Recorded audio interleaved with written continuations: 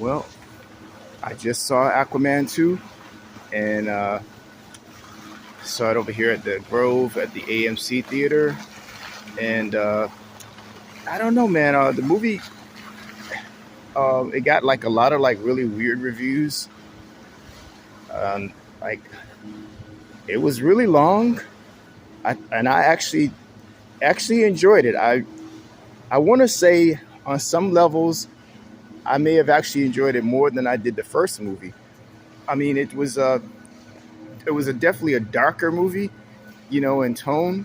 There was some things that happened that just kind of surprised me, but it was in a good way, in a good way. And Amber Heard, she really wasn't in the movie a lot. I mean, I know I'm giving away spoilers. I mean, she had some cool kick-ass moments in the movie. It was nice to see Aquaman basically having to team up with his worst enemy, which just happened to be his brother, and to see them really come full circle, making amends. Well, brother had to make amends because he did try to like kill everybody um, in the first movie. So what had happened was, I'm giving away spoilers. If you haven't seen the movie yet, I'm gonna try to give a no spoilers review. But um, Black Manta is so obsessed with getting revenge on Aquaman for killing his dad in the first movie. He finds this, he's like, I guess he's gotten his money because he was a pirate. And so he goes, him and his people, they go somewhere in Antarctica and they find this like hidden place deep in the ice. And he finds this like magic trident that belonged to a king that was turned evil a long time ago. So I'm not giving away too much. Some of the stuff is in trailers.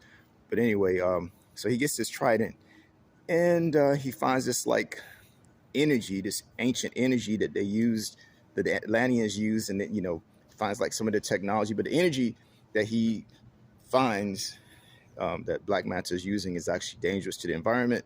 And also, there's a possibility that the bad guy who owned the trident before is going to come back to life. So Aquaman has to go and like stop Black Manta and get rid of this energy.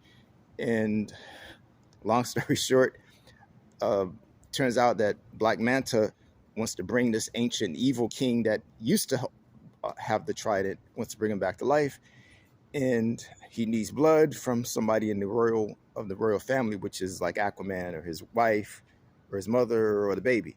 So there's a big climactic battle at the end where Aquaman and everybody have to go and save the baby because he gets kidnapped. There's a lot of really cool special effects. There was even some horror stuff going on. So I was told that there was an after credit scene, but I stayed and I didn't see anything, nothing. There's one little funny scene, but it doesn't really set up anything unless there's some scene that I don't know. Well, curtains was coming up and everything, and the movie wasn't showing anymore. So I don't know. I guess there really wasn't any after credit scene. So anyway, I'm gonna figure out how to get out of here. I guess somebody have to call me a lift or something because it's like like after one, and there's absolutely nobody here in the Grove. This is so weird because I really would have expected there'd be more people out here. So I'm gonna see if I can get me a Lyft or Uber or a taxi or something because trains and buses are not running this time. I don't think anything's running. So I'm off on another adventure. But yeah, I actually, out of 5 stars, I would give this movie. I would give it a 4. I mean, the first movie I liked the first movie better, but this movie was really close. So I would give this a 4. The first movie I actually would give it like a 4.5.